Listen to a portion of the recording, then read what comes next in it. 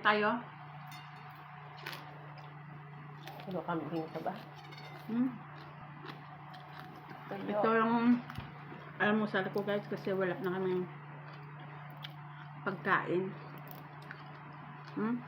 Masarap. Tapos ito ay yung kanin ko, itlog, kasi mura tong itlog, 10 piso lang. Ang bigas kasi guys 70 ang kilo, so ito 10 lang. Diba? Tapos ang ulam talbos ng halo-halo. Mura lang yung talbos ng kamote. 10 piso lang yan.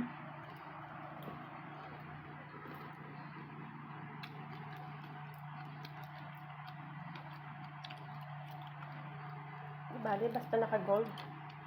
Gold ang plato. Diba? Kapa. Mm-mm.